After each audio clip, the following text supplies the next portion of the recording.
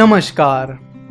आज के फिनपॉइंट सेशन में हम इंटरिम बजट की समरी कवर करने वाले हैं। आज के बजट का सबसे बड़ा हाईलाइट ये है कि 5 लाख तक के एनुअल इनकम पर अब कोई इनकम टैक्स नहीं लगेगा। वही जो टैक्स स्लैब है उसमें कोई बदलाव नहीं होगा। यानी अगर किसी का टैक्सेबल इनकम 5 लाख रुपए से ज्यादा है तो उसके लिए ये स्कीम लागू नहीं होगी। उसे पुरानी टैक्स स्लैब के अनुसार ही टैक्स पे करना पड़ेगा। 60 साल से कम उम्र के लोगों के लिए टैक्स स्लैब कुछ इस तरह है।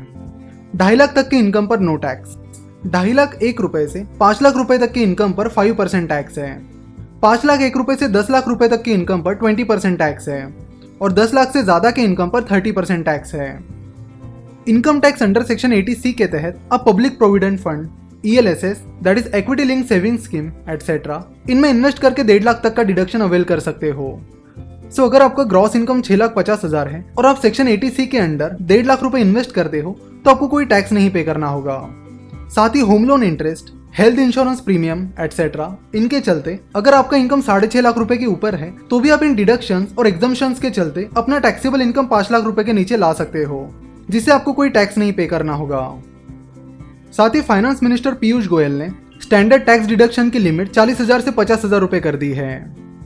अगला पॉइंट है पोस्ट ऑफिस और बैंक से मिलने वाले इंटरेस्ट पर जो TDS लगता है उसकी लिमिट 10,000 रुपए से 40,000 रुपए कर दी गई है, जो कि बैंक में FD करने वाले और पोस्ट ऑफिस स्कीम्स में इन्वेस्ट करने वाले लोगों के लिए एक अच्छी खबर है।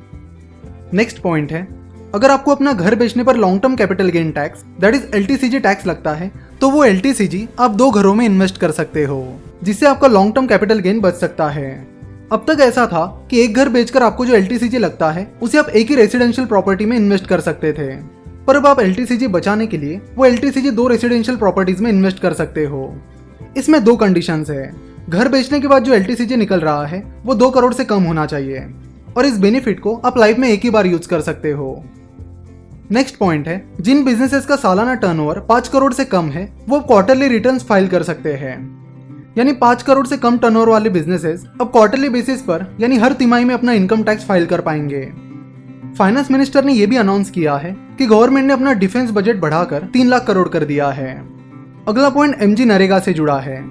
फाइनेंस मिनिस्टर पीयूष गोयल ने अनाउंस किया है कि Mahatma Gandhi national rural employment guarantee act that is MG NREGA के लिए गवर्नमेंट 60,000 करोड़ अलोकेट करेगी। पिछले साल गवर्नमेंट ने MG नरेगा के लिए 55,000 करोड़ अलोकेट किए थे।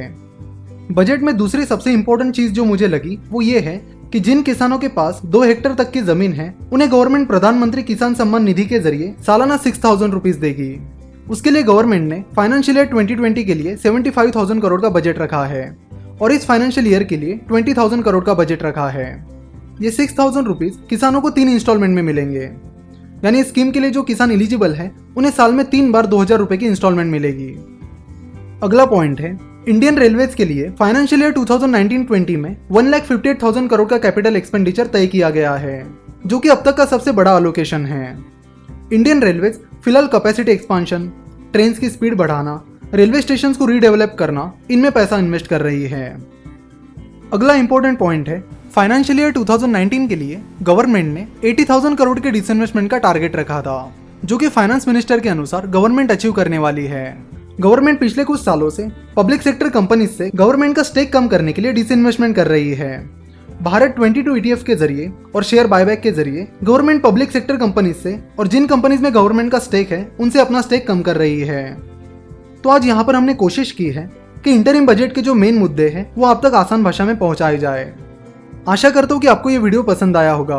जरूर ये बजट के इंपॉर्टेंट पॉइंट्स अपने दोस्तों के साथ शेयर कीजिए ताकि उन्हें भी इन सारी चीजों के बारे में पता चले। हमसे जुड़े रहने के लिए आप हमें फेसबुक, ट्विटर और इंस्टाग्राम पर फॉलो कर सकते हो। वीडियो देखने के लिए और हमारे साथ जुड़े रहने के लिए आपका बहुत बहुत धन्यवाद।